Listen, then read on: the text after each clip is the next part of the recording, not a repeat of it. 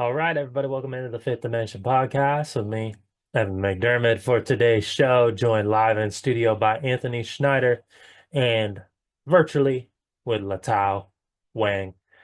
This is Letao's second appearance on the podcast, and I gotta tell you, man, we always just have so much fun with Letao.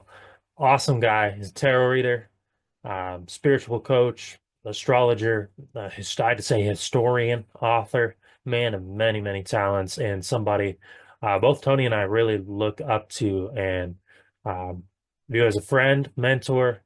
I can't say enough good things about Letao. This is a fun conversation, really looking at a forecast for 2025 and what we have in store. What's going on in the world right now with the energy wise, astrologically, where the planets are at, and how we can use this time period for transformation and spiritual growth. And, based on what we talked about and what you'll hear, there's very good reasons to be optimistic and spearhold your own journey and make a difference in this upcoming year. I'm excited. It's going to be a great year. It's going to be a beautiful, and you'll see in this conversation, the beautiful conversation that there's a lot to look forward to. There's a lot of energy that we can use to our advantage and become who it is that we are and meant to be and take the next necessary steps in our own journeys. So thank you to Letao for coming on the show. I really enjoyed it. I hope you guys do as well. If you're a fan, be sure to subscribe, whatever platform you're on. You can subscribe on my Substack channel as well, mcdermod.substack.com. Right there, free to subscribe. Poems, podcasts, writing, you name it, it's all there. You can book a tarot reading with me one-on-one individually. You can do that with Letao as well. I'd highly recommend you guys book some sessions with Letao, but you can also book them with me. And if you buy two tarot readings worth, you want to book a few sessions, you get a third one free. So 2-for-1 deal. Can't really beat that. If you use the code 5D, you get 20% off on both sessions and a free one. Can't beat that, right? It's a pretty good deal if you ask me. Good deal for the holidays. And gift it for somebody you know. Still time to buy that last minute Christmas present. Telling that to myself too, because I still need to do that. But be sure to do that. The link to purchase readings in the episode show notes below. Also purchase copies of my poetry book, whether it's The Final Judgment, The Mystical Collection, To Martial Love Against Tyranny. They're all out there on Amazon. The link is in the episode show notes below. A special thank you to our one and only official sponsor, Tranquil Desires, here in Chamberlain, South Dakota, the one-stop shop for all your holistic wellness, metaphysical needs. And if you head on in, you find yourself in Chamberlain, South Dakota, or you're making a road trip for Tranquil Desires, tell Patty that Evan from the Fifth Dimension saying. Let's jump into the podcast with Letao Wang, ladies and gentlemen. Enjoy. All right, everybody, welcome into the Fifth Dimension podcast. Joining me today, Anthony Schneider in studio, and we have with us Letao Wang back again for the second podcast, and super excited for this one because we had such a great chat last time. Letao, always a pleasure to be able to sit with you, my friend. Hello, everybody. Thank you so much for having me back. It's always a pleasure. Absolutely. And we're just kind of chatting right before we hopped on, and I think this is a good area to just dive into. I'd love to hear your thoughts. We're coming up on a new year, new time, new energy. What are you kind of feeling for? I think this episode could kind of serve as a guide for, here's a 2025 forecast. Here's what we're looking at. What is the planet saying? What is the numerology behind it, right? Just kind of giving us some insight. What Mm, what are you kind of feeling and seeing when we're looking at the new year and, some kind of key yeah. themes or transformations that maybe we can kind of expect? Mm. Well, I think we can look at this from different perspectives. Yeah, from the Western way and also from the Oriental way. In Chinese astrology, first of all, next year is the year of snake. This year, 2024, is the year of dragon, and we're transitioning from dragon to snake. Snake has always been a very interesting animal, right? In the world, I mean, a lot of people love it, people also hate it. But in every mythology, you will find snakes.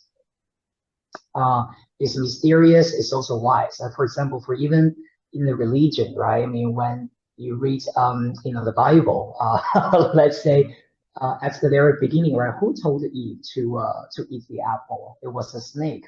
Why do you think it was a snake who told her? Because the snake was wise. The snake knew what human being didn't know. And so snake in many different cultures um, are the symbol. They are the symbol of wisdom. They do kill, but also they also heal, right? I mean, in Chinese medicine, in many herbal medicines, right? We actually use the organs of snakes, right? So Wow. they snakes are very interesting animals. They have this duality actually in them. And even in the ancient Egyptian mythology and symbol, we see the Ouroboros, which is a snake biting its own tail. Mm-hmm. And that represents the eternal cycle, right, of human life and fate, right? There's no true beginning and there's no true end. Everything is connected in this universe. So when we move into the year of snake, we're already seeing this cycle being, reset, the button being pushed again. I personally, I'm really looking forward to the year of snake. Specifically, this year we are having the snake in the elements of earth. In Chinese feng shui, we have 5 elements: the fire, the water, earth, metal. What else? And also the wood, right? But this year we have the snake is in the elements of earth. So we're seeing something that is very earthly and practical. So this transformation or this new wisdom coming to us is going to be something that is very practical that we can actually apply in our daily life instead of just something that is very woo-woo, right? It's not just all about the theories or spiritual things, but actually we can connect that with the earthly realm in our life. Now, in the Western numerology, 2025, if you add all the digits together, what number do we have? 2, 2, 5. What's 2 plus 2? 9. 9, exactly, right? It took me a minute. 9 is a Math. magical I don't know how number. I teach Letao. I don't know why they let me in He teaches school. history and social studies. History is my background. Clearly, when I'm thrown into a math class, there's trouble. But anyway, continue. Yeah. Well, number 9 is the final number in the numerological sequence, right? From number 1 to 9, there's no 10. Because after 9, if 10 is 1 plus 0, that goes back to 1 again. So that's why we say numerologically every 9 years is one cycle in our human life, and we live 9 cycles in average, 81 years old. Of course, some people live longer, some people live shorter, but that's the average, right? 9 cycles of 9 years. And so this number 9, we're basically seeing that universally speaking, as a society, we're coming to the end of our current cycle.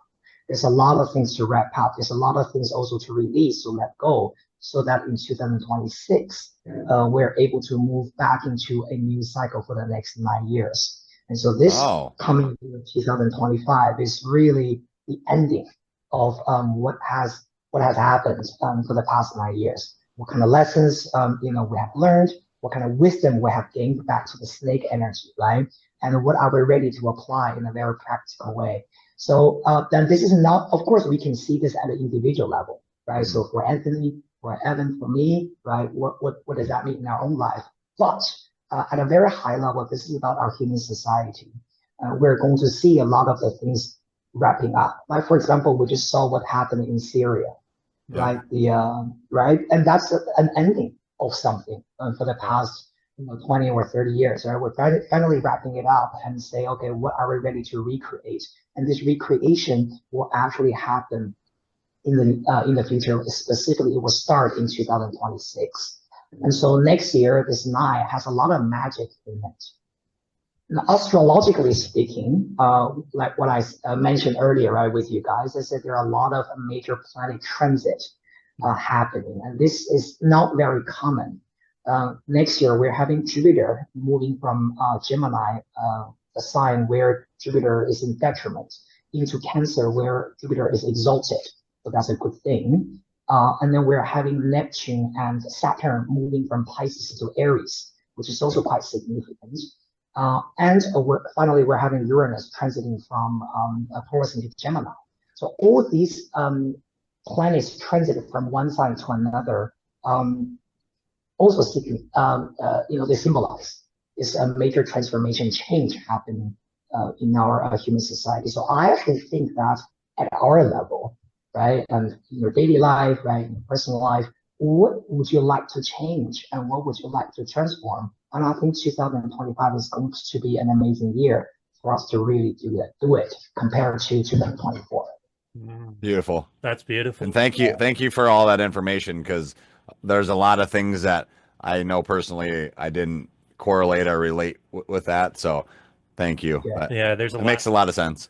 Well, and to kind of bring it back to the idea of the snake, I'm really fascinated. What are some of the because every year, has every year in the Chinese astrology has its own symbolic meanings and energies attached to it. Are there specific I guess traits or qualities of the snake, for example, that can be applicable to maybe how we dive into certain areas of transformation and how we sort to start to navigate it? Because I mean, there's a lot of things that I want to do and accomplish and really look at, but maybe if I bring, let's say we bring it back to the energy of the snake energy, maybe there's a certain way to go into the types of change with a certain type of way, and that'll help support it more. What are your kind of thoughts on that? So I think it really depends on your own sign, right? Because we have to, in terms of your personal change and how you apply that in different areas of life, depends on the four pillars in Chinese astrology: the pillar of year, the pillar of month, the pillar of day, and the pillar of time. And so everyone actually has four Chinese animal signs in Chinese astrology. Usually when people say, "Oh, you're a rooster, you're a rat, you're I don't know, you're an ox," we're talking about the pillar of the year. That's decided by the year that you were born. And by the way, just for our audience, and just in case some of our audience don't know, probably I would say most of them don't know. When we say the year, we are not talking about January the 1st. Mm-hmm. That year. We're also not talking about Chinese New Year. Oh, okay. A lot of people misunderstand. They think, okay, I know it's not Western January 1st, but the new animal sign starts from Chinese New Year, right? That's also not true. It actually starts on February the 4th or February the 3rd, depending on the year. And the reason is because that's the official starting day of springtime based on Chinese solar calendar. Oh, and that makes if sense. You look at, and if you want to find the actual date based on Western calendar or Western astrology, the solar progression, you will be looking at 15 degrees of Aquarius. And so usually people who are born on February the 3rd or 4th, if you look at their birth chart, their sun is shining at around 15 degrees of Aquarius. Now, actually, exactly whether it's 3rd or 4th, we have to look at which year it is, because sometimes it changes a little bit. But usually, generally speaking, the new Chinese animal sign starts on February the 4th. So if you're born before that, you will have the animal sign, same sign with the previous year. But if you're born after that, then you belong to the new year. Yeah. Okay. And so again, coming back to the question that you said, how do we apply that, right? So it really depends on the four pillars. The year of the pillar, maybe Evan, what year were you born? I was born in 1995. So that would be, I believe, pig. You're a pig. Okay. So then that's the pillar of the year, right? Then when you go to the month, there's another animal. The date, there's another animal, and the time, there's an animal, and they all represent different things. Like for example, the year animal is more talking about the general energy for you, and the month pillar is more talking about your career, your professional achievement. The day pillar is talking about your significant relationships, right? Partner, things like that, intimate relationship as well. And the final, the month of the pillar, the time pillar is more talking about your children. Or if you don't have children, it's usually talking about people who are below you. So for example, if you are a boss, then the time pillar would talk about your subordinates, the people you hire. It's a little bit like that. So you have to really analyze the 12 different animals, looking at how to work with each other. So for example, sometimes it can get quite complicated because maybe the year animal really goes well with that year, but somehow maybe the months or the day they don't go well. So how do you use that energy, right? So it's that then we are talking about going to the individual sessions, and so as an astrologist, we have to really analyze the chart and look at what is happening in different areas for the client. But just for our audience who are listening to this podcast, if you are going to a Chinese astrologer, remember to ask them what are the 4 animals that are assigned to you instead of just the one. Right. Well, it's very easy to like generalize these concepts, right? Because I personally had no idea that there were 4 animals. No, And that, not at all. Like, because it's very easy to get like almost like a fast food version of astrology into Chinese. Correct. Yeah. Right. Yeah. And I think it's similar. and make like general sweeping almost ideas and concepts based on that fast food version, right? And then I think you kind of miss the true heart of the it, meat of it. Yeah, you know, like where it actually is originating from. Yeah. Which it's and I think that makes it difficult to actually go in and get concrete ideas and concrete support and actually to be your true self in a sense. You know, you know, like how you, if you don't have the origin of source from it, then it's difficult to embrace the entirety of it, you know. 100%. Yeah. And I think in Western astrology it's the same, right? I mean, everybody knows their own sun sign. I'm a Scorpion, I'm a Taurus, but when we look at the chart, we're looking at least 7 to 8, sometimes 9 different planets and their signs, right?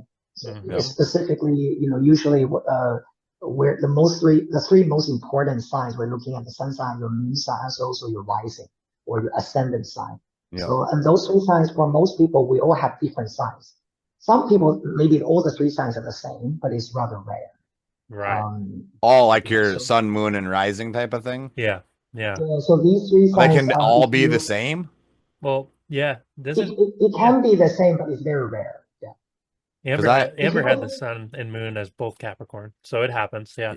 He's talking about my wife. She has the same sun and moon, and then myself, I have the same sun and moon as a Leo, double Leo, and she's a double Capricorn. That's wild. Oh, I see. So if your sun and moon are in the same sign, basically that means you were born on a new moon day.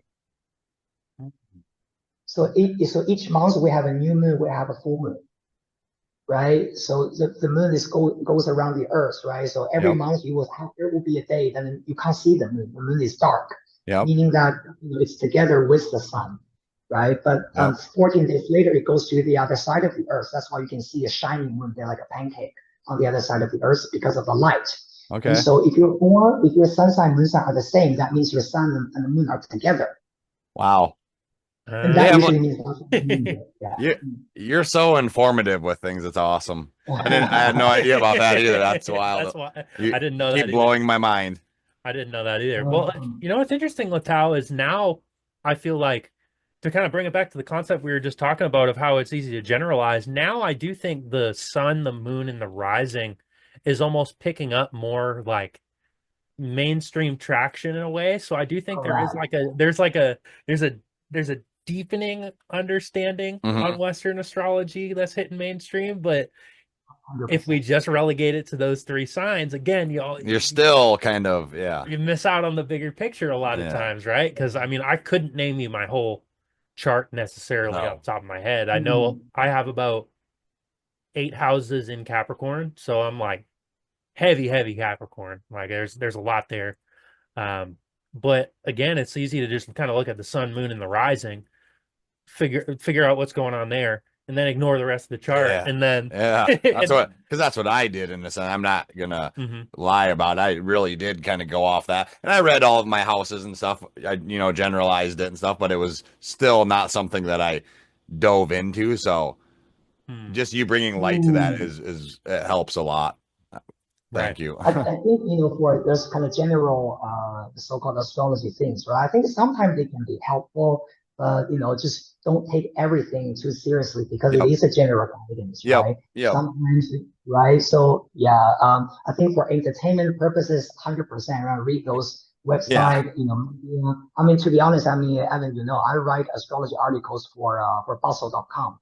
It's actually a very Gen Z, website, So those things are very general, so they're just more for entertainment purposes, for people to have a laugh, oh, this is interesting, this and that. But for, let's say, when we want to delve deep into what's happening in our lives and guidance and wisdom and purpose, things like that, definitely, I mean, we have to do individual sessions. Yeah. Right. Nice. And that makes a lot of sense. And it's it's funny to me that it is, because here we are, we're interested, Letao, we're interested in the deep work, right? We want to do the deep spiritual growth. We want to really take an introspective look. But it is easy sometimes to almost like feel a sense of like, I've really gained some insight just by looking at the sun, moon, and rising. And it is helpful, of course. I think you can gain insight from it. But I think sometimes it's easy to like almost bypass some of the deeper work by just taking that quick look and then thinking we're almost rationalizing and creating the thought process of, I know my astrology. I know what I know the full chart by just looking at the three. Yeah. And I feel like that's a very common a very common mindset to kind of embody. I mean, because I'm guilty of it in a lot of ways, where I'll look at those three and it almost satisfies my thirst for it. Right. Instead of doing the deep dive or doing a one-on-one session, even though I know that would be more helpful, I can get that like immediate, and I think it's part of almost like the instant gratification society, right? I can get that immediate hit of my astrological, like, here energy, it is, like it's right there, and then I'm satisfied and I move on. That's horrible of us, Evan. That's horrible. Well, we all started from there, right? I think when I was before I received proper training in astrology, I was also just going through magazines and read these articles and not really sure what they're talking about and wondering, oh, how does that work? So yeah, but I think that's a good start point for all of us who are interested in astrology. Doesn't matter if it's Western or Chinese or maybe Vedic, right? Vedic is the Indian astrology system, which is also very different. Right. Well, to kind of play like further into astrology, I did want to hear your thoughts on, because we hadn't entered it yet the last time we were chatting. I think maybe we brought it up, but we're in the age of Aquarius now, right? And this is Pluto entering Aquarius, right? And this is a 20-year cycle. So if we're at the beginning of a 20-year cycle, obviously there's going to be new beginnings. There's going to be a lot of change. What do you kind of look at when you're looking at the age of Aquarius, what that shift represents for us moving forward? Because I mean, I remember reading the last time we were in the age of Aquarius, it was we had like the American Revolution, the French Revolution, Industrial Revolution, change, like you were like what Letao said, like transformative change, right? So and how that sort of plays into today. It's quite tricky to work with Pluto, to be honest, because if you study the planet Pluto, right, we're really, sorry, so the reason why I'm talking about Pluto is because the reason why we say it's the age of Aquarius is because Pluto has entered Aquarius, and Pluto is going to stay in the sign of Aquarius for the next 20 years, basically. Yeah, and Pluto is a very slowly moving planet. It's so far away from us, right? It takes 20 years for Pluto to transit one sign, and for Pluto to finish one orbit around the sun is almost like 300 years. I think 270 or 280 years, just to finish it in orbit. So that 20 years, we are just talking about moving from here to here from our perspective. And so that's why when we're talking about Pluto transit Aquarius, the so-called the Aquarius time, the Aquarius era, it's about how Pluto affects our society. And Pluto is, in ancient Roman mythology, it's a god of death. It's a god of transformation, right? Pluto, or Hades, he rules the underworld. And so wherever Pluto transits on our chart, we will see a lot of changes for transformation, or the total collapse of a structure, and then we have to rebuild, which could be something that is difficult to deal with at the beginning, but later we will realize that that was necessary and important. Sometimes Pluto also represents secrecy, because Pluto, again, in mythology, was a very secretive god.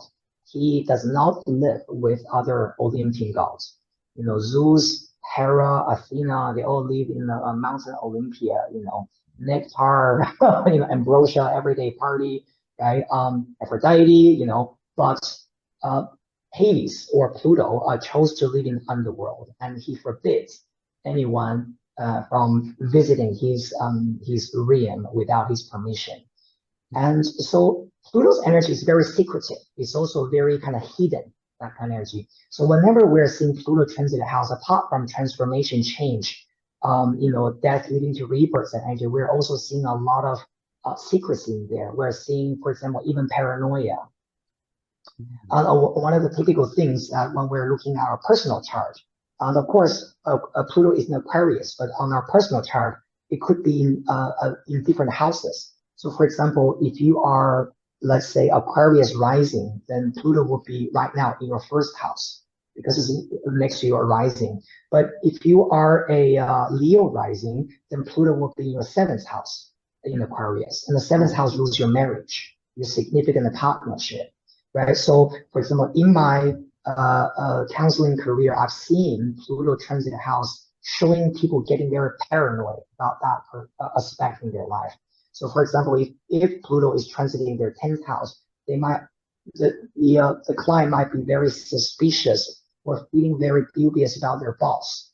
They always feel that, you know, what's behind, you know, the company, what are they calculating, what are they driving, you know, or sometimes the 10th house rules our government. So this could also be about us having a lot of doubts about our governments. You know, we don't know what they're doing. We don't know, you know, and then we tend to think that there has to be something behind the scene, right? That they're not telling us. Sounds now, like sometimes, Yeah. you know, conspiracy, you know, Yeah. that kind of stuff, right? Sounds like me. Sometimes it can be true, but sometimes they're just paranoia, right? So Pluto brings that kind of energy. Sometimes even power struggle. For example, Pluto transit the seventh house could be about us having a power struggle relationship with our partner. It's a little bit like you do this, I'll do that, right? And let's see who wins, right? Let's see who listens to who. So it's a little bit like that energy as well. So Pluto is not necessarily easy, but it triggers a lot of understanding about who we are and why we're doing it and where our insecurity is. Pluto has a lot to do with our fear. See, for example, why do you think we're feeling suspicious about something? Because we're afraid that thing will destroy us. So, for example, if I'm worried that my partner, for example, is cheating on me, if I'm having this paranoia about that, at the end of the day, it's about I'm so afraid that they will leave me. Mm-hmm. At the end of the day, it's about me suffering from this fear that they will do something to hurt my feelings. And if I'm being hurt, then I will never be able to recover from this. That's why I'm constantly thinking about it and trying to do everything to prevent that from happening. So Pluto deep down is really talking about understanding where our fear is. Another typical example I can give you is, for example, Pluto and Moon or Pluto Sun, a position or a square on our chart, could be talking about our fear related to family relationships. For example, I've seen clients, for example, at a young age, the mother just suddenly walked out and the mother just disappeared. And so the child was suffering from this fear that someone will leave me without anyone, right? So when they grow up and when they have adult relationships, they could have a lot of paranoia about their partner because they would think my mother walked out, you know, just disappeared from my life when I was 6. How do I know that you will not walk out? You won't do the same thing. Yep. Right. Even my mother did that to me. Maybe you would do that to me too. So that's why they tend to go into this jealousy mood, right? They want to control. They want to know that where their partner is, what their partner is doing, right? Whether you can guarantee me that you're always going to be with me. So a lot of them are, so Pluto actually triggers a lot of this kind of fear in us as well. And so coming back to the question about the age of Aquarius, when Pluto in Aquarius, we have to really understand where that fear or paranoia is. And Aquarius usually represents future technology. And that's one typical thing that Aquarius represents in astrology. So for example, this could be about our fear of using technology such as AI. Yep. We want to use AI, but we're also paranoid, right? We want to use this technology, but what if this technology consumes us? Yeah, that's Evan completely. Yeah. That's definitely. I talk about that all the time. I'm the opposite with it, where I'm like, well, this is a tool and I will treat it as such, but I'm not going to let it consume me or take over my life, you know? And Evan's like, AI, Terminator. Scary, right? So, Yep. so we're going to see more and more and more this kind of fear and paranoia related to future technology over the next 20 years. We're constantly going to see this fight, right? Between we're going to use it to transform our society, which is the positive power of Pluto. But on the other side, we're going to see people trying to block it and saying that no, if we use it, then it would consume us, it would devour us. And so we're not going to do that. So we're going to see that kind of struggle actually in there. Yeah. Right. Well, and you know what's interesting, Letao? As you were talking, Tony and I drew a card earlier before we hopped on from your Celestial Deities deck, just to kind of see. Thank you. Yeah. We drew one earlier just to kind of see what what kind of energy there was, what kind of theme we pulled out. We actually pulled out Pan. And which is and so as you're talking about like fear and you're talking about kind of looking into that, I feel like that kind of goes hand in hand with certain aspects. At least I'm looking at my own, speaking to my personal self here, but I'm sure a lot of people can relate, like the parts of ourselves that we fear and we repress and are hidden, and this almost like fear of and I think this is a big thing in a lot of people's lives, where there's this like fear to truly live and truly just kind of let experience and let yourself out there in that way. And I feel like I've lived a life where I have valued experience. I've done a lot of traveling around and very carefree in a lot of the same ways that Pan was. And I would always say that my spontaneity is my greatest gift, but my impulsiveness is my worst tendency, right? And it's the same energy, very much like the Fool archetype and the tarot.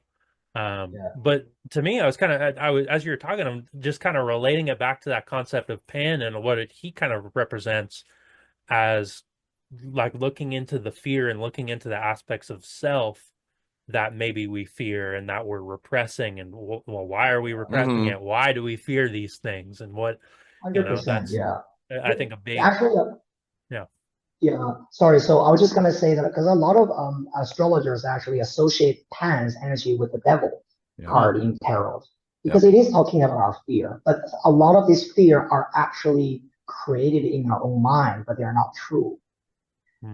Yeah. It's just us having, it's almost like us feeling that if this happens, I will not be able to cope. And so we keep playing that scenario, but you never know. We cope anyway. Right. Yeah. Anyway, right? And that's what it is. So this belief that if that happens, I will not be able to cope, or vice versa. If that doesn't happen for me, I will not be able to cope. That's why I really need it. I must have it, right? All these kind of things are created in our own mind. But at the end of the day, if God, right, now descends from anywhere, I don't know, and says, you just won't have it. I'll just tell you, forget it. You won't have it in your lifetime. Drop it, right? If that's what God says to me, then actually I feel that I'll be more in peace. Then I'll feel, okay, since I already know I'm not going to have it, so I better put my energy into other things that I want to create rather than keep hoping that this will happen for me. Now, one of the examples I can give is, for example, I'm in my early 40s, but I don't own a house. I don't own a property. I've always been renting, right? And to be honest, I never know if I will ever be able to buy a property because Hong Kong's property price is crazy. It's like, I don't know, like 50 square meters. One room apartment in Hong Kong is like, US dollars, like, I don't know, 300,000 US dollars. Huh? Oh my Lord. Yeah, to buy, did you say 50 square feet? It's 50 square meters. 50 square meters. So that'd be like 150 square feet or so. Yeah. For 300 grand. Oh, sorry, you guys are talking about feet, right? Okay, so in the US, so let's just say, Well, 400 to 500 square feet. Yeah. So to put it into perspective for you, Letao, I just finished building 8,500 square foot house for 850,000 US dollars. So Yeah. you see how that's wild. big difference. Yeah, that's why Wow. most people cannot afford a house in Hong Kong. You know, very very common if you live in the city, yeah, the downtown. Again, small apartment, 300 square feet, 400 square feet, just one room, one bathroom, things like that. You're pretty much paying 2,500 US dollars a month if you Yeah, rent. that sounds about right. I've lived in Crazy. cities. Same Is thing. everybody in Hong Kong rich? No. Hong Kong's salary is high, but Okay. still the rent is But still, it's because of the cost of living. You have to make that much money even to stay there. Yeah. Yeah, so generally speaking, young people live with their parents because they just don't have the means to move out, Right. Right? I've known people either in their 40s, they still live with their parents. Just no way for them to afford a house. Wow. And so, sorry, why we're talking about this? Where were we going with that? It was I was saying. we were referring it to Pan, referring back to Pan. Yeah. Right. And so, the fears and having the fears through, and you're relating to yourself of being in your early 40s, which I still can't understand how you're, because I'll be 40 this coming July, and I'm like, you look way younger than I do, way like early 20s. I'm sorry, that's what blows my mind. Well, because I look at you, Letao, and I'm like, man, this guy's younger than Evan, and he's like wiser than both of us, and I don't understand that. How? So no, I was born 1984. So, 1984. Okay. So you're a year older than me, right? 84 You're too. 1985. 84. Yeah. So So you're barely 40. Yeah. We're the same. But how old are you, Evan? I'm turning 29 on December 29th. December 29th. It's his golden birthday. 9 days. Oh, really? Oh, Yeah. wow. December 29th? Oh, yeah, Capricorn, right? Yep. December 29th, Capricorn. I'll remember to send you a happy birthday message. That's awesome. Thank you. Yeah. Well, and it's interesting. You were talking about Pluto being in the same sign as the sun sign. My Pluto, I know, is in Capricorn. And so my sun sign is also in Capricorn. So everything that you were talking about and like your fears relating into your sun sign, I'm sitting here and I'm like, whoa, he's like talking about me. I'm like, wow, I feel like I'm getting a personal reading. Yeah, so Sun Pluto conjunction, yes, because I don't know how far away your Sun Pluto are, right? Depending on the degree, because one constellation sign covers 30 degrees of the sky, right. So they could be quite far away still, but could be close. But I would just assume that they are quite close to each other. Some Pluto people, they're very deep in their minds, and sometimes the people around them, a lot of people around them don't understand, like the depth of them, right? Because Pluto is depth, is the darkness, the secret, right? And the sun is our beliefs, our philosophy. So I'm not surprised you have Sun conjunct Pluto. Yeah, it feels fitting. It feels that even you just saying that, I'm like, damn, you see me. Not a lot of people do, but you do. Yeah, that's interesting. Yeah, and also we can have Moon, Pluto, and other planets and things like that. Yeah, but Capricorn, I get along with Capricorn people very well. Because my moon sign is in Capricorn. Okay. Yeah, so makes a lot of sense. If your sun, the sun and moon, when they're together, usually say that there's a natural understanding between the two parties. Right. Sun and the moon. Yeah. Well, right. It's almost like a reflect. You could do it as like a reflection in a sense, right? Because the moon is reflecting the sun's light, and so it's kind of like a yin and a yang dynamic. Well, remember we talked about it before, Letao, with the tapestry. Even here's the sun, and here's the moon. Like, we got both. That's beautiful. Yeah, I always love that. Yeah, it was so nice. Yeah, that's wild. Where did you get it? His mom's from my mom's store. His mom's.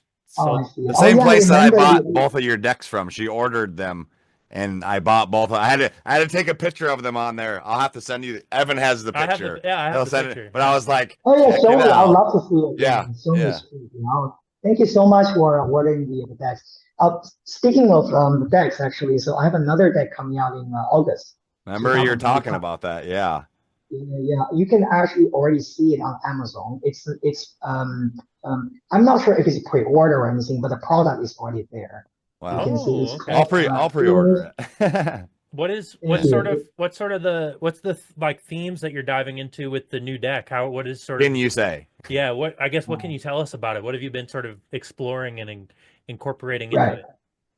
Uh, I won't. Okay, so I won't say too much, No, right? Because please. it's Yeah. still. Jeez, Evan. But I'll give you no, but give you a little bit of background. So this a new deck is quite different from the existing two. These two, because these two are based on ancient Roman and Greek mythology.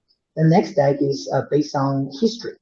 Mm. It's called the Legends, Heroes, and Villains Oracle. Wow. And so in that deck, I picked 36 famous people, people who either made an amazing achievement in our human history, or maybe they committed Atrocities sins, or something. right? They're Is villains, right? Alexander the Great in there?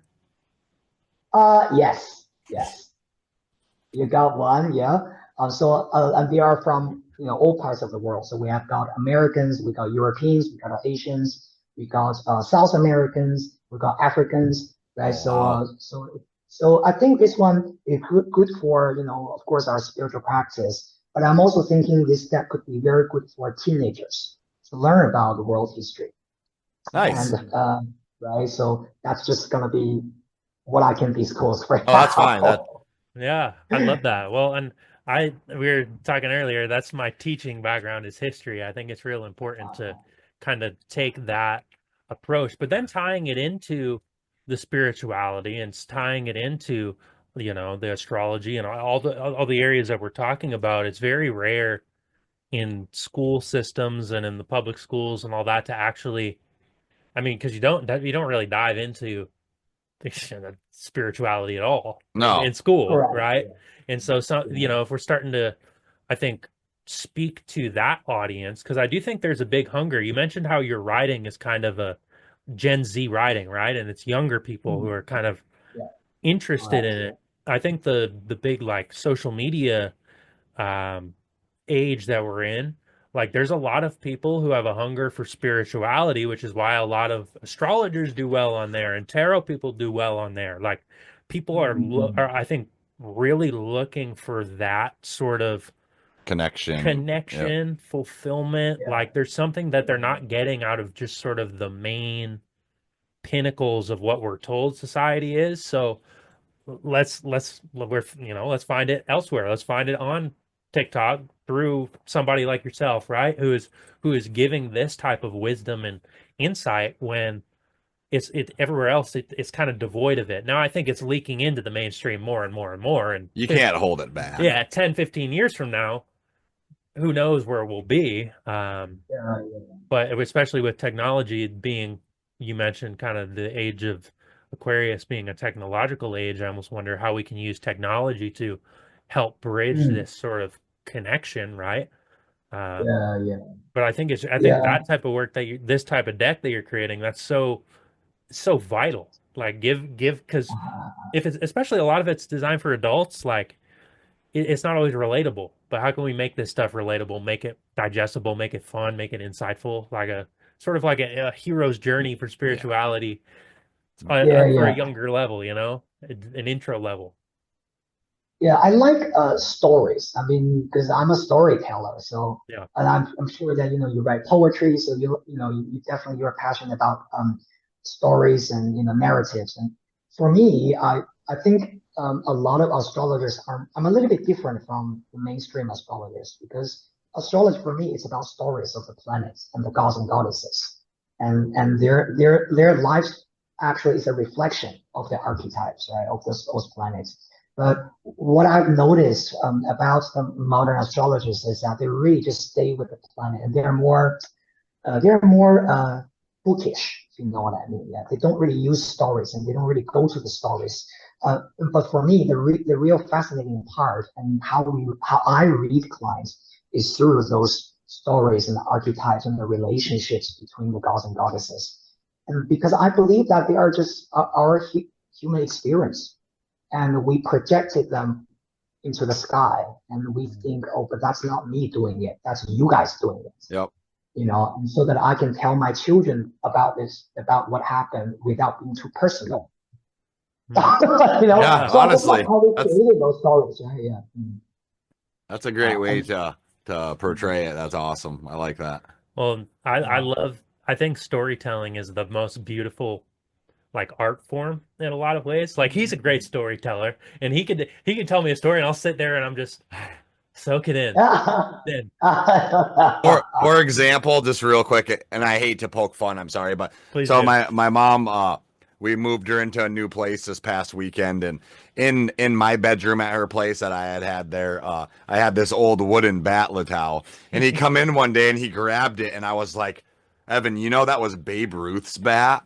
And I started telling this story about it, and he was so captivated because, you know, I tried to, you know, tell good stories only because, like you said, it's not only is it good creative art, but it's also a way to kind of get people's attention to just listen, you know, rather than just be told. I mean, I'm telling a story, but I'm not trying to tell you it's the only truth. It's just, you know, something that I'm creating. But anyways, he really believed it. And then I was like, no, Evan, it is not Baby Ruth. He's like, well, everything you tell me, I'm just so, you know, captivated by it. So I had to believe you. And I'm like, I'm sorry. I will never do that again. I'm sorry, bro. I did not mean to do you that way. My bad.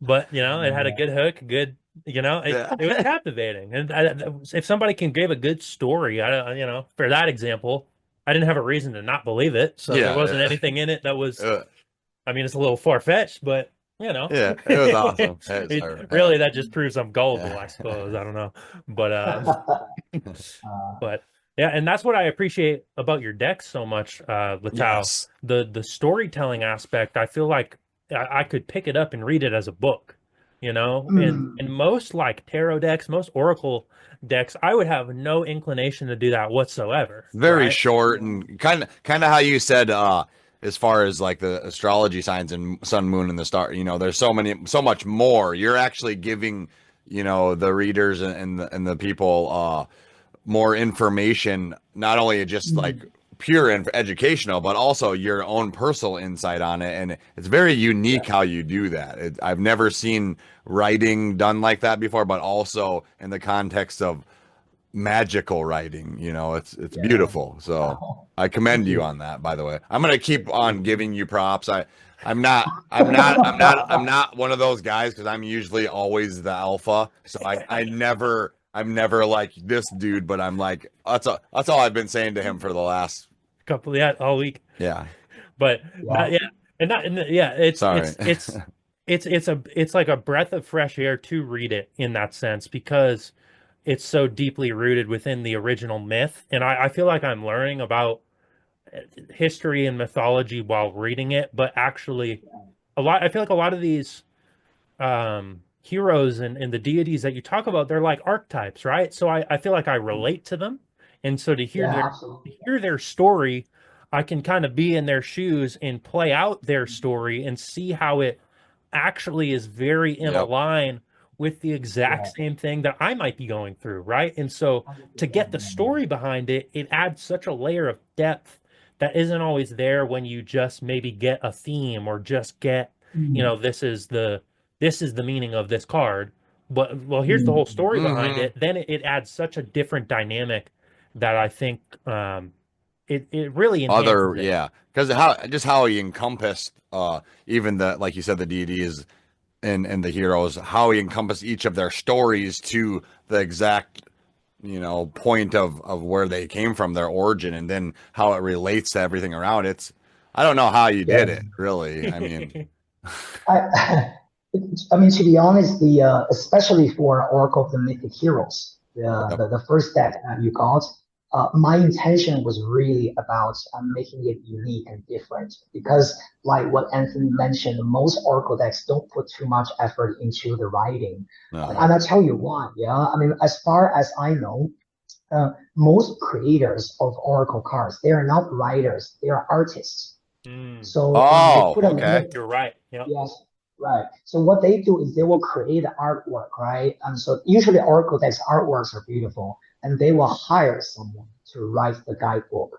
But the person they hire usually are not spiritual people. They're not masters in astrology world. So the artists have to explain to the writer, this is what I want to express. Can you write 200 words? Something like that. That's why so, that I get it now. I get it because how you're doing it, you're the master of the story, but also of the art and like depiction. art, Depiction. so I'm doing it the other way around. Yeah. So I'm the one commissioning an artist because I'm not the one drawing the painting, and right? I know that. I didn't mean it per se like the actual, but you're still the creator of rather than just part of the on the tail end of it. That's what I kind of. And it's interesting because I feel like for me, I take a similar approach to you, right? I actually have the document pulled up on a tab right now because I've been back working on it. Working on a tarot deck for the last three or 4 years, just a big document of every single tarot card and it's the long-term goal is it's going to be a deck, but it's in relation to the hero's journey and kind of connecting the archetypes to the hero's journey concept. But I take the same approach as you. I don't know how to draw. I'm not like I don't know how to draw. Like if I were to draw a tarot deck, Letao, it would be stick figures. And then it'd be like, I'm not getting. I'm sorry. Yeah, I'm not. Right, and that's what it would be. But I've taken the approach to really delve into the writing aspect, and I personally, and I think maybe this is why I connect with your decks so much more. It's because I really learn from the writing, and I really can engage with that because that's what I do. I like to write, and I've been writing about the tarot concepts. And so when I see your writing behind it, it's like, okay, this is what I'm. This is real. This is what resonates to me, and the artwork is beautiful. Don't get me wrong, but I really bringing out those concepts through writing, I think, is an underappreciated way to engage in these types of modalities, because a lot of times, tarot, it is just sort of this, it's here's your basic themes, but it's a masterful artwork, right? And there's nothing wrong with that, but I hope hopefully more people take, I think, your approach in the sense, because I would love to read more about these things and really dive in that way, because I think there's so much to learn through other people's thoughts and insights. And picture books are nice, but the reason why I have the book is to read what's in the book. It gives me a context of what I'm trying to think about in my mind, but the actual words is what the most powerful creative thing, in my opinion. I actually have I'm planning to slowly transition from creating decks to actually just writing books. Because I realized that when you're doing oracle or tarot decks, there's always a limitation in terms of how much you can write. Right. In fact, when I created Oracle of the Mythic Heroes, my original manuscript was much longer than the book that you're reading. It was 30% longer. I remember you telling us that in the first podcast. Like, so why didn't you add it? The publisher said nobody is gonna have this thick. You need except for me and him, probably. You need a deluxe edition, the author's deluxe edition with the extra writing, right? And actually, a lot of the YouTubers, right? Because a lot of YouTube people, they also do Oracle cards review, and even sometimes it's actually quite disappointing to me because I've heard one YouTuber said to me, she said, I don't even read guidebooks. I don't need guidebooks. I just look at the picture, I use my intuition, and I read. And I feel, then maybe this deck is not for you because the magic is really in the book. Right. If you don't read it, if you just chuck it away, right? And okay, I just want to use the cards, and maybe you should use another deck. That's not my intention, right? And so I think my deck is really for people who are interested in delving into the book. Reading the stories like what you guys have been doing, right? So and I think those people would be my audience. You limit yourself, and that's fine, whoever the YouTuber is, but you just limit yourself when you're just trying to look at something and then go forward. I'm not saying that that person's intuition isn't spot on, but you're not, when you read something, you gain that too. You gain that knowledge, information, that energy while you're reading it to projected out there what you already have too. So you're boosting yourself. So you're doing yourself a disservice. Right. Yeah, some people they're just not they just don't like reading books, you know. They open the book 2 pages and they fall asleep, right? But that's just who they are. And they want something that is more visual, like picture, right? And it works better for them. So I'm not saying that's right or wrong, I'm just saying that then my deck is not really for them, you know, because the company get 100% out of it. But I think you're sorry, go ahead. My bad.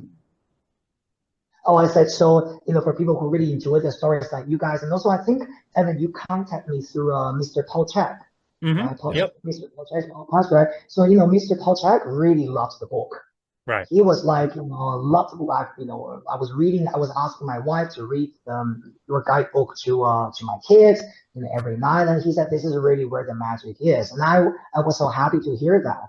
I was thinking, thank you so much. That's exactly what I want my audience to know and to appreciate. Right. So I think it was his testimony that him saying that exactly. I remember him telling the story about that in the podcast you guys did, where he was saying he was having his like reading to his kids at night with the stories. I was like, all right, I need to I need to dive into this. This sounds too good to be true. It was that exact testimony that really intrigued me, because that's what I look for. My first tarot deck that I ever had was this it was this deck called the Wild Unknown. It's by Kim Cran. And it's a pretty popular deck. And the artwork is magical and enchanting, but the book was just enough for me to where I read the words and I really resonated with the writing in it too. I mean, I have the Rider-Waite sitting, but there's hardly a guidebook with that. I don't even look at the I don't even look at it. So, but it was the Wild Unknown really. Hold on, Actually, I would recommend a deck to you. Let me see if this is. He's looking at one right now. Oh, this one actually. I enjoy the writing. Actually, I use this deck a lot. Maybe you have this deck, yeah? It's called the Animal Spirit. Oh, I've seen that. Your mom has that in her store. Yeah, my mom has that deck in her store. Yep. All right, now I'm gonna go buy that deck tomorrow. There are a few decks out there with animal themes, right? It's either called spiritual animal, animal spirit, you know, whatever. Yeah, similar names, but this one is really, to me, is the best. This one by Kim Krantz. Kim Krantz. Oh, it's the same. Yeah, that's the deck. Same author as the Wild Unknown. Right? Yeah, it is the same author as the Wild Unknown, right? Yep. I really enjoyed it. This is published by Harper One. Okay. Yeah, I recognize that deck because his mom does have that in her store, and I've seen it. So she's got some pretty amazing decks there, man. I mean, that's definitely what I resonate towards. It's the storytelling. It's giving something more than just the imagery for me. Like, I almost need to hear it in word form, or I need to read it, and I need to be able to connect it with I don't know, maybe it's just because I'm a writer and that's what works for me, but that's always what I've gravitated towards. And that's why I love not the fanboy. I said I know. I'm not a fan of much either. Mm-hmm. That's what I really appreciate your decks, is that type of writing and that type of we were talking about last night, actually. I'm just going to tell him. We think that you created tarot and oracle decks. At this rate. At this rate. With your knowledge of it, with the way you're able to articulate them. Yeah, who you are inside, that's the creator of this. So that's what we think. I wish. I wish. But I mean, it's clear you have a deep understanding, though, of the archetypal energy behind each hero, because it's one thing to be a historian and learn about Greek mythology, right? But to be able to connect it with the deeper archetypes and apply it to the self, I think is a very unique skill. And because it takes some deep critical self-analysis first and critical thought to really be able to take a concept in history, for example, and then bring it to a level of, this is personal development, this is spirituality, and this is how it connects to these themes, right? I mean, it's not something that you see done very often. I don't know if it ever has been done. Right. I can't think of another person or thing that's done that. So it's a really unique approach. Yeah, I think it's unique, and I think also maybe for my publisher, right? It's a little bit like they really uh I think they really believed in me because they knew that either it's going to be well received or, because it's too unique or too different, right? Maybe people don't really get it. And so I'm really grateful that they took me under their wings and helped me with the whole, publishing process and everything. Um, so this third deck that is coming out soon, again, same publisher, Okay. same people. We went through the same process, and I'll make sure that you guys. I will ask my publisher to ship you guys a few copies, and I hope you guys will like it. Yeah. Oh, I know we will. Well, there's I know we will. hoping with how it's just. We definitely will. Yeah. Wait until probably they will be able to have the first batch maybe because it's coming out to the market in August. So probably I'll be able to get you guys the copies in June, 2 months before that. Beautiful. Oh, beautiful. That'd be a great birthday present for me. Yeah, it's right around here. So your birthday is June, yeah? No, my birthday is July 26th. But a month Oh, early. July. But still, I mean, it's right there. Yeah. Right, it's a birthday present. Yeah. That's beautiful. Letao, do you think we could do like a reading on the show? I don't know I'm not exactly sure if I have an exact question to propose for a reading. I don't know if you have anything in mind. Oh. So you want to do something for everyone, for our audience, for everyone who's listening, or? I think that maybe like I don't want to say a generalized forecast, but for the audience, like I think we're coming in to this new age and in this new cycle and this new year, and I think it would be beneficial for everybody that shares our space with us, Yeah, to reflect on some of the themes we've been. So let's do maybe let's do two options to our audience. Yeah. Okay. We have A and B, right? I like and that. for each option, I will pull one card from the Oracle of the Celestial Deities, and also pull one card from the major arcana from the tarot deck. Awesome. So we can give our audience maybe some time to think about whether they want A or B. Okay. So if you're listening to this podcast, our lovely audience, think about what you want A or you want B as your guidance for the new year. And we're going to start with option A. Is that okay? All right. I love it. I'm picking mine too right now. I got one in my head too. Yep. So let's start with A. Okay. Shuffle. Oh. Okay. So we got A, and we're going to pull one card from major. First, just one card from action A. Cool. Okay. So for option A, we got Mercury. Okay, the god of communication. Mercury, yep. Language, writing, speaking. Also commerce, right? Buying and selling. And then we also have got justice. We've pulled that card so many times in the last week, the justice card. And I picked B. That's funny. You picked B. Yeah. Okay. So first of all, this combination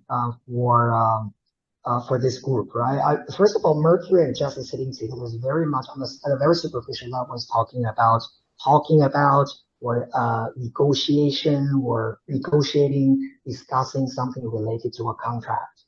And so perhaps I would say for a lot of people who are choosing number A, there's going to be some kind of agreement or contract that either they're going to sign or they're in communication with.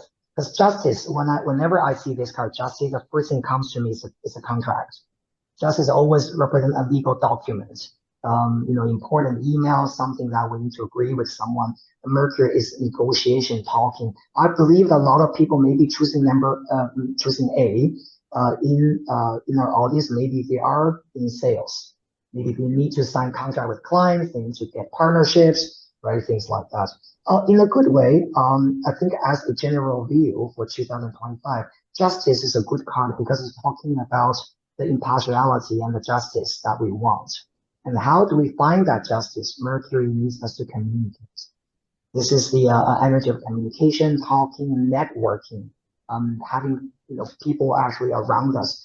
rather than us sitting in our home and shut the door and hoping things will just go fair for us, right? So I think this energy usually talking about the fair communication, the justice coming through us, coming to us through communication.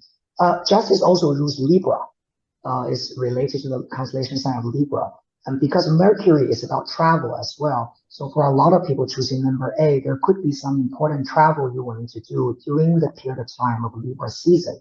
Now we're talking about end of September until mid-October. Okay. Wow. That's very good. All right, so that's our A. wow. Let's see. B. Questions about number A? No, not number, letter A. Any questions? Well, it's funny that you pulled the justice card, and I always relate it back to like that idea of like almost, and I love that it relates to communication, because for me, when I look at justice, it always comes back to my own choices and how I show up for things, and like am I going in consciously and like just trying to be very mindful and present and grounded. And for me, communication has always been I guess, my strong suit in terms of problem solving and showing up. And 100%, yeah.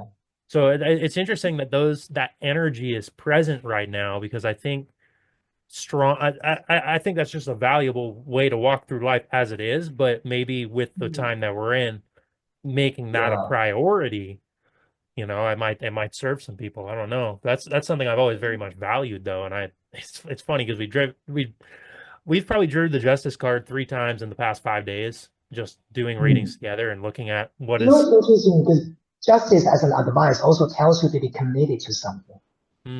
Oh, wow. Okay. That makes a lot of sense with that too then.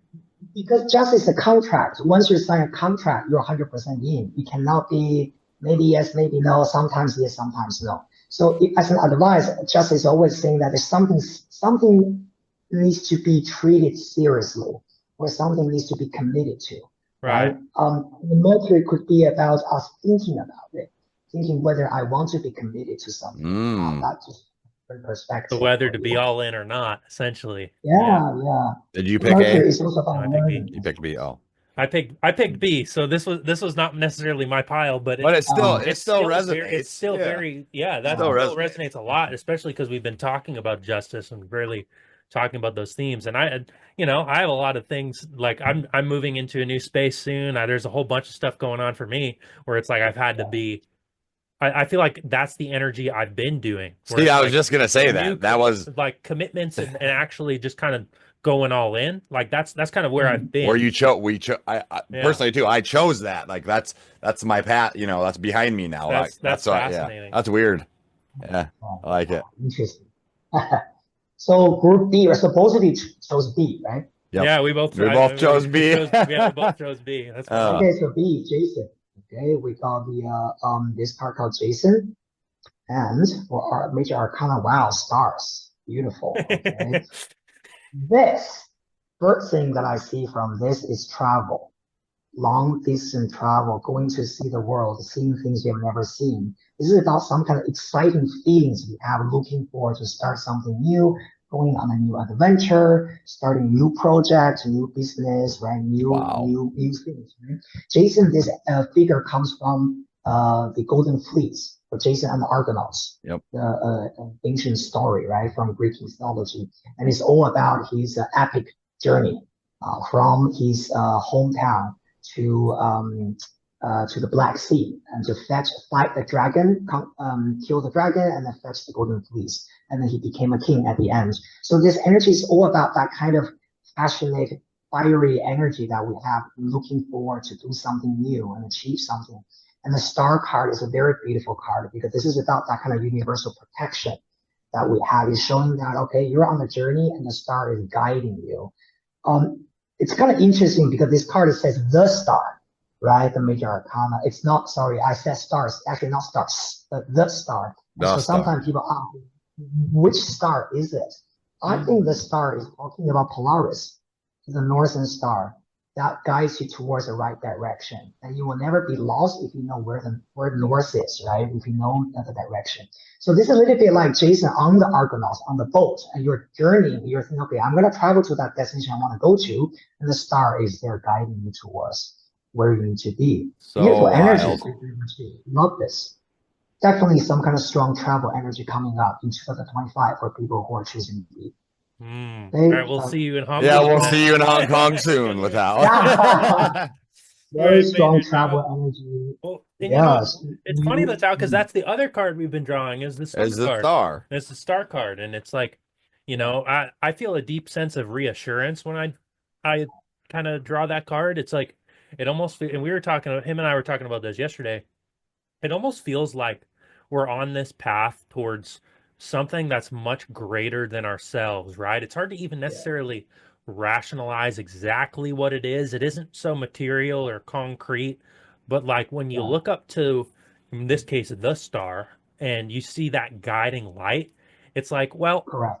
that's really the only option. I don't really Yeah, we don't. nothing else really um I don't want to say nothing else matters, but this is like the priority is to follow that guiding light, and it'll bring us exactly to kind of where we need to be, more Yeah, so than trying to make this path and perfect and, yeah. really micromanage it. It's like follow that Mm. guiding light, feel its call, its pull, let it bring you in that direction. And from there, the journey unfolds exactly as it's supposed to. And I think as long as you're following Yeah, that light, you kind of end up where you need to be and doing what you need to yeah, do. yeah, Like Letao had said, we're the universal protection of that path of the light. I mean, we're going towards our guiding light, and nothing is, as long as we're choosing that, like we said we did, we committed to that, so nothing's going to interfere with that. Hmm. this is a beautiful energy, really. I think, because we said, we got option A, option B, but even if you put them all together, Mercury, Jason, Justice, and the Star, this is showing a lot of positive energy, I think. Doesn't matter which group, our audience Yep. has picked. And I think this is almost like we put these four cards together. It's almost like saying what are we as a collective welcome in 2025. This is beautiful. I'm very happy to see this because I also feel that we're all a part of this energy, right? Yeah. Right. Most Exactly. definitely. Yeah, Yeah. we're I always say that Mhm. the collective is like the macro level is really just a reflection of the micro level and what's taking place on the individual levels of awareness and vice versa, right? So if the micro shifts and let's say follows this energy, well then on a macro level, that's Everything is that's shifting. what's gonna Yeah. manifest itself, right? And that's so it's like if we Absolutely. make that individual choice, well then the macro is bound to It's shift. very exciting. Very Yeah, exciting for yeah. I'm not just for excited us about personally, for everybody. It's beautiful. it. Yeah, yeah. This is much. I think last year, I don't know if last year I did collective reading for everyone. Yeah. But I definitely believe that I have a lot of faith in 2025. Yeah, I like Really. that. Yeah. I do too. Better, I much better than I have a 2024. tarot deck that actually one of the major arcanas is faith in it. Uh, what is it? really? What card does it? Yeah. What card does it like? Does it replace a different one, Um, or which card would it man. like substitute So for? that's it does substitute for one, and I'm not. I'm one. Do you remember what I Is it it is? a didn't bring. tarot I did. deck? What's that? What's how? It's a tarot deck or oracle deck No, you're it's a talking tarot about. deck. Tarot deck. Yep. Hey, maybe it's yeah, I don't know that deck yet, but May definitely I? show me what. It might be the Hierophant. I Ah, think it might possible. replace Okay. the Hierophant, but I forgot my bag with all my stuff in it. I carry a hemp bag around all the time, so and I don't have it with. Otherwise, yeah. Otherwise, I'd pull it out and show you, but yeah. But I think it's possible. Yeah, Hierophant. Yeah, because Okay. he's kind of like a pope, right? Like a religious Yeah. feeling. So we can associate that with faith, right? Yeah. Okay. That's interesting. Well, we drew Mhm. a card for you, Letao, and who you were, and we got the Hierophant for you. So that's Yeah. that's what you represented. You're like Yep. the divine teacher Yeah. of wisdom for us. We're not making this up, Letao. No, This is coming, you know that. it came from source, Yeah, so we you know we know. it's valid. It's the truth. So that's Uh, that's what the thank energy you. of it. Yeah. Well, Hierophant. I to be honest, I mean, these days I'm also trying to think how do I actually learn more to further enhance, right, my own ability to at the end of the day, people come to me because they want me to read for them. Yeah. And so, of course, teaching all these kind of things, explaining cards, it's cool, right? But Yep. my real passion is really in helping individual. When I'm having an individual session with a client and you're really connecting with them. And again, that's the story creating time, right? The storytelling time. And everyone has different stories. And so these days, I don't know how you guys study or learn. Do you have a teacher or something like that? For me, sometimes it's very hard for me to find a teacher because, first of all, I'm in Hong Kong. Right.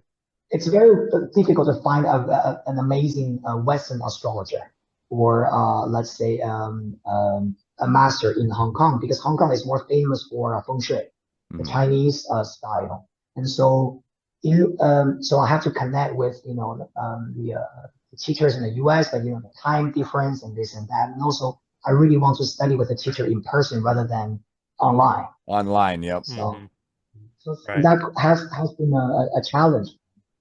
I mean, to be honest, I really want to do more with Mr. Paul Check in his podcast and things like that. But his time is crazy because his workshop is always I don't know what time in California, but in here, Hong Kong, it's like 3 a.m.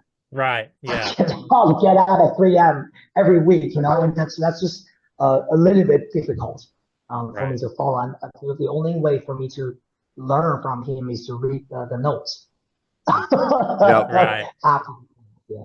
And that has been good. But what about you guys? And how do you do your own study or your own? What's interesting because what's interesting is we're it's because we're in very different environments. Like we're in rural America, very small town. So in terms of like immediately around us, there isn't really a lot of like direct in-person I mean, him and I learn from each other all the time in a sense, and we're always talking and exploring and sharing different people we've found, whether it's videos or all, kind of sharing resources in that way. But in terms of the in-person stuff, it kind of feels similar to you, where there's not a lot of tarot and astrology or talking about a lot of these concepts. Or community, right? We're talking about the right community. Yeah. For example, tarot community, because I think it doesn't have to be one teacher. Sometimes about that group, right? You can find and you can be a part. And it's interesting. Yeah. We have different people come in all the time, and it's interesting because him and I are very rock solid in our practices, but we'll have somebody who wants to hang out and explore for a month or two, and we'll get them into it, and they kind of go off on their own. And then they go on their own journey. Yeah. But so there's kind of a revolving door of like community in terms of the people who are very grounded in these types of divinations. But I'm always exploring online and on YouTube and reading different books about, stuff like this. So I feel like most of my learning, apart from the work we do together, a lot of my learning too is sort of online or, somebody like Paul Check, for example, I'm on his personal email and I'll communicate with him once in a while, but, I don't know. I don't always have the time to like do his workshop necessarily. Right. And, my schedule is going to be crazy next month already. So it's like, all right, where do we find the time for this? It's like, there's not as much structure in it as I would personally like, but it's still consistent. It's just there's not a huge like this is the community get together every week and we do this and we do this. It's more of like the importance of when it does occur type of thing. Yeah, and it comes in at the right moments. But yeah, it's being in rural America where we're in a town of 2,000 people. Very difficult. There's only, Can you remind me of where you are in the States? South Dakota. We're up in South Dakota. In the middle we're basically almost in the middle of the United States. In the middle of the state. So look up Chamberlain, South Dakota, Letao. Chamberlain, South Dakota. You'll see this is exactly where we live. Yeah, it's a tiny little town right on the Missouri River. So it's so it's kind of like I see. Okay, got it. Oh, must be cold. Oh yeah, it's 0 degrees out right now. Oh, that's why we have flannels oh, on and stocking caps, and but we do by Fahrenheit, so that's like negative whatever 30. Celsius. Yeah, negative 15, negative 20 20, Celsius. It's yeah. cold. It's real cold out there. Oh wow. Okay. Well, Hong Kong is much warmer. Yeah. Yes. In the Celsius we are today is I don't know 16, 17 Oh, okay, that's pretty nice. Celsius. It's like 60, 70 degrees for Fahrenheit. Yeah. Lucky.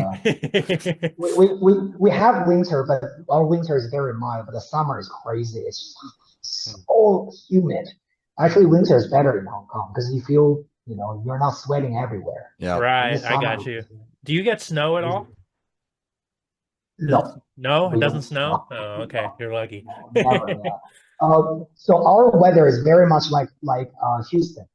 Okay. Yeah, I have a friend from Houston. He lived in Hong Kong for a few years, and he said Houston's very much like Hong Kong, the temperature. Yeah. Okay. Yeah. And I haven't lived in Houston. I've lived in Dallas, Texas, and so I kind of understand the climate is, very similar. Yeah, warmer, that makes a lot of sense. Yeah, no, we're freezing up here, Letao. We're freezing away. It is winter up here. It becomes hermit mode. That's what we kind of do. So we enter into hermit mode, get all bundled up, hibernate for the winter, kind of do our work internally. That goes back to like your question as far as our teachers. Like for me, for example, Evan kind of explained it well as far as like bouncing ideas and information and things like that. But for me personally, I have a lot of duties as a father and as a son and things that I, as a manager of a carpentry company. So I have a lot of, physical things that I'm always having to do. So when I'm able to do something like this, it's very important to me because this is how I learn. This is how I reflect, how I grow. And just even if it's not so in depth per se, but it gives me the information where I can go home and then I can do my own research on it and kind of, learn and grow. I mean, so that's why, I'm very kind of shocked on how masterful you are, in my opinion, because I don't really I don't look at people that way because I think I'm the master, and I'm not meaning in the sense of like all greater, but just in my own storytelling, my own knowledge. I'm very in depth with Greek mythology, Roman mythology, Chinese. I mean, all types of mythology and stories and history, all that stuff, because I put the time in and I do my research. And so to have this moment with a man like Evan and a man like you, it's very it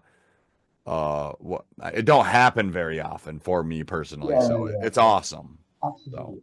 Okay, for me, it's the same, to be honest. I mean, when we're doing this type of work, right? And naturally, you are already different from the majority, right? And specifically, I'm Chinese, so in my culture, right? We have expectations. Our parents have expectations about what their kids must be, and so I'm already very, very different. I mean, I'm lucky because I'm the only child in my family. My parents don't have other kids to love. They don't have other options. I'm sure if I had a lot of siblings, I would probably be disowned by now because I've chosen a path that is very, very different from what they wanted me to. I mean, to the point that there was I think several years that we can't communicate. We couldn't communicate, and my because my mother used to be very close to my aunt, and my aunt never knew what I did for work, and I asked my mother. I said, "Why? Like you guys talk every day. Like how come my aunt doesn't know?" And it turned out that my mother felt ashamed to tell her because she didn't want to feel judged. Oh, really? Your son? Well, what does he do? Like woo woo, like a witchcraft, or what the hell is that? So I think once we choose a path like this, we are already different. Oh, most definitely. And it's normal that we cannot feel a strong connection with everyone. And I feel the same. And not to assume, but for both of you guys, have you always been kind of on this path different as far as like how you kind of felt? And I'm not saying necessarily tarot or any type of esoteric thing, but just feeling not out of place, but just almost in all places type. Like you feel like you could, you're not trying to pick one thing because it's not about that. You know, it's Yeah. about just experience and understanding that things are different in other people's perceptions. So you can't really just pick one spot and be like, nope, like you said, being ashamed of something that is so powerful and beautiful and unique, that because they don't really understand it because that's just not been the norm for you. You know, that's not different in our culture too, in a sense, because you know the divinations and the powers, or however you want to perceive it, it's not normal because it was denormalized so long ago that it, you know, we're not supposed to be doing this. It's taboo, or it's witchcraft, or you know, the words like that. And it's really sad because everybody is connected the same way that we are connected to it. They're just not willing to see that, in a sense, you know. So I feel for you, but on the other hand, I know exactly what you mean. Yeah. Yeah. Yeah. And the good thing is, slowly I think we are getting more and more open-minded. Right? Like what Evan said earlier, the young people are also getting more information about spirituality, and they are more open to it. Hopefully, things will become better, and hopefully one day before I die, I hopefully I'll be able to see a proper university or institution, right, offering classes or courses in spiritual studies and things like that. That's really something I want to see one day, right? Well, I can almost guarantee, Letao, and this is my own intuition using right now, is that you will create a school like that. I can see, I lost you, actually. I can see that already, and I also think Money. that because well, and this is going to come back to that, Letao, but I can also see that why we're collaborating and why we're kind of connecting right now is because the abundance for us is growing and growing and growing and growing, and only by reaching out to you was that happening for us. So in turn, we're bringing you into that abundance. Okay. And I personally want to know that I'm going to support you with all of my light and love, and I have been since I've met you. And we will collaborate more with the money issue thing. We'll talk about that and stuff. But we're getting there. We're getting there. That's we're getting there. The So, vision is there. yes. Well, I think Yes. things like this, though, and they like plant seeds to kind of have these ideas like come to light, right? And like, if I'm right there with you, coming from an education background, I would love to see schools teaching spiritual studies, like really self-development, kind of taking this sort of more holistic minded approach. But I think maybe it does start with us embodying that and bringing that into what we do every day, and then the opportunities start presenting themselves as more people learn about it, I guess. Yeah, you're not going to start a university of esoteric divination instantly. You start like Letao, like honestly, how he's building that, and then how he said he wants to create books. I mean, it's building. You're building up to that, and it's great to see because it's all coming together. It's all coming together. It does. Hopefully the society will, go with my pace. Probably won't, but definitely it's a long journey. Yeah, because I tried once with an academic institution in Hong Kong, but there was a lot of barriers well, the world's a big place, Letao. The world's a big place. It'll happen at the right time, and I think we just kind of need to be like, you kind of mentioned being almost like loners, so we're kind of just like. We're setting the foundation right now. Yeah, we are. Letao is going to change the world with this, as we are, and the things that we're pursuing. So I'm just letting you know. I know it's happening. It's happening. Yeah. And also, I don't know how long I will be in Hong Kong. I mean, actually, I really want to have a change as well. I mean, because we talked about 2025, right, the year of transformation, change. I hope that I will be able to also be in a different environment where I can develop more. I can, a place where I will find more inspirations. and meeting meaningful people and things like that. I mean, I've been in Hong Kong for 13 years, 14. Yep. Next year will be 14 years actually. That's a long time. It's a long time, and Hong Kong has offered me a lot of things, and I'm totally grateful. I started my career in Hong Kong, and I've had a lot of amazing clients. But I also feel that I genuinely want to move on to the next destination, and because I do believe that coming. You forecasted it, Letao. It's coming. Yeah, I was gonna say. Yeah. Travel, right? Travel. Oh, Yep. Speaking of travel, I'm not sure yet. I might go to so depending on whether I will be invited or not by this conference. There's a tarot conference in the States next year around September. Oh, actually, so my publisher has been in contact with them because I want to be a speaker there. So I'll see if they will have me as a speaker. Where's that at? It's actually in Oregon.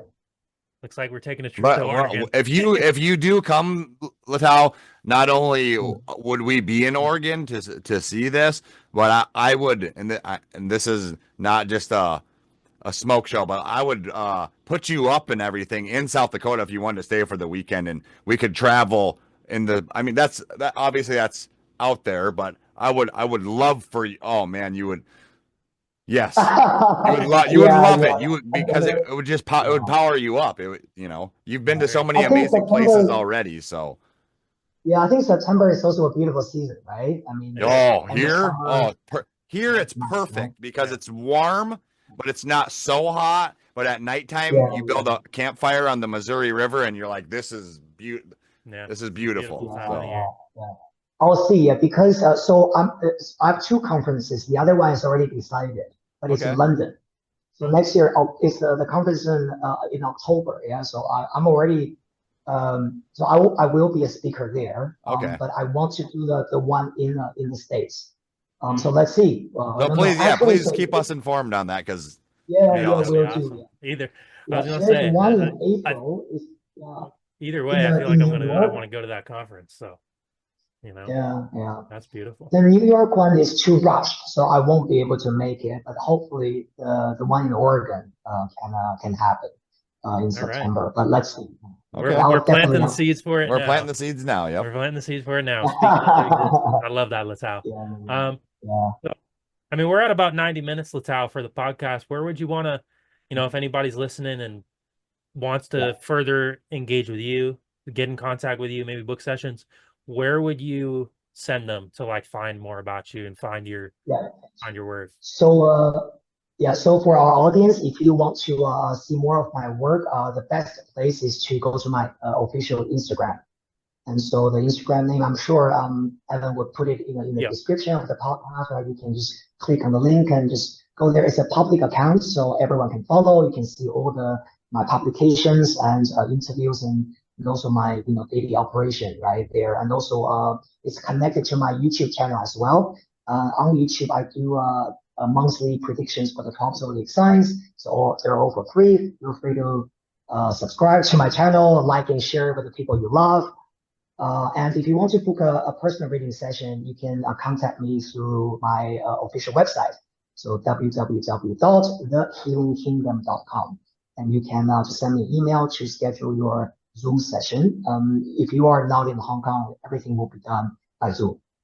I love it. I will definitely be doing that. I was gonna say, and Letao, I noticed. I remember I watched one of your YouTube videos one day, and then the next time I went and watched your YouTube video, your subscriber number had went up by 20-fold. I don't know if you I don't know if you blew up overnight or something, but you went from I don't know, I thought it was 500 to 10,000 or something, up in the thousands. I'm like, no, wow. I don't have 10,000 followers yet. I don't. But it's slowly, it's increasing. Yeah. I noticed a big increase. So I was like, good, that's good. And it'll continue. It's going to keep growing. So it was nice to kind of see that in real time, almost kind of. Letao, could I ask you a favor of you real quick? Yeah. And we don't even have to elaborate, but could you possibly draw one card for our trifecta, our three of what we're creating, and maybe just give us a little insight on that? Okay.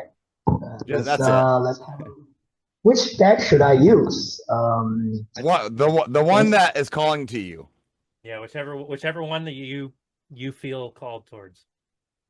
Maybe let's still use celestial deities. I love This it. is my I love it. my go-to deck. Yep. Good choice. Good choice. Okay. So you tell me stop, and I'll stop shuffling. Okay. I'll put a card on. For the encompassing powers of us and our energies, stop. Stop. There it is. Here we go. Oh, this is a really spiritual connection, Neptune. Neptune. Neptune is the god of ocean, right? So he is the planet, the god of spirituality. Neptune rules Pisces actually, so it's ocean, it's water, and it's anything that is sort of like being, what's the right word, submerged, right? In our subconscious. I think this usually when we put this card is talking about things that are not on the surface, but we can feel in our intuition. This card has a lot to do with dreams as well. Dreams, meditation, yoga, art, music, design, colors, right? All these kind of things that is not really through language, but actually through, visual things or the feelings we have, intuition. So this is, like Anthony said, what is the dynamic here? What is actually leading us, the spiritual God? That's us, Letao. That's us. That's beautiful. That's us. I love that. Just so you know. I love that. And what I was gonna say, I know Anthony was ready to like book a one-on-one session. I'm planning on doing this. I haven't told him about it, but Letao, when he books a session, his session is gonna be on me. I'm gonna pay for it as a Christmas present. So that's one of my gifts to him. Because I know you two have been wanting to work together. And I see the mat, and that he's been talking about it for a long time. So I want to give that as a gift to him. Thanks, man. So I appreciate that. When you guys get it scheduled, I'll take care of whatever needs to be taken care of. But first one, just send me an email. I'll be emailing you after this podcast. I look forward. Thank you so much, guys, for having me today. Thank you very much. Awesome, Letao. Yeah, it was so. You guys, I would have a great time. Yeah, absolutely. It was beautiful. And I'll have the podcast out next week. So once I do, we'll put up clips and whatnot. We'll send it over to you. Like it'll be absolutely, yeah. Awesome. And we can put on our social media and cross promote. Yeah. Great. Right. Thank you so much. Have what time is it there now? It is 8:30 p.m. Oh, okay. So it's still Friday. Yeah, it's Friday night. Yeah. Okay. It's Saturday morning for me. 10:30 a.m. here. Did anything change in the future? Yeah, how's Saturday looking? well, cold. Well, to me, it's cold. For you guys, probably it's warm. Oh, wonderful. Yeah. Have a wonderful night. Yeah, and talk to you guys soon. All right, sounds great. See you later, Letao. Bye. Bye. Special thank you to Letao for coming on the Fifth Dimension. This is a lot of fun. Hope you guys enjoyed it as much as I did, and I highly encourage you guys head over to his Instagram, his YouTube, his website, contact him directly, book some readings with him.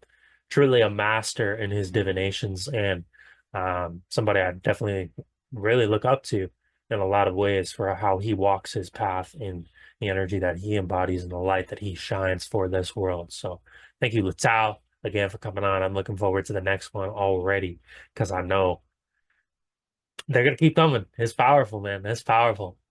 And special thank you to Tony coming in for this conversation as well. He should be on more podcasts. Him and I are planning a solo one. Him and I chatting soon. So be on the lookout for that in the very near future. We got some ideas in mind for that. So if you're a fan of the show, subscribe, whatever platform you're on. You can head over to Substack, McDermott.substack.com, McDermott.substack.com. Book a tarot reading with me, one-on-one, 2-for-1 special. Buy 2, you'll get a third one for free. And it's 20% off when you use the code 5D on checkout. And special thank you to Tranquil Desires here in Chamberlain, South Dakota for being the official sponsor. Send a lot of light and love, if you will, to Patty on her healing journey because she's done a lot for this show. And I think us as a community, we can do a lot for her. Thank you, Patty. Thank you, Tranquil Desires. It's going to wrap up this episode, ladies and gentlemen. I'll see you all next time. So long.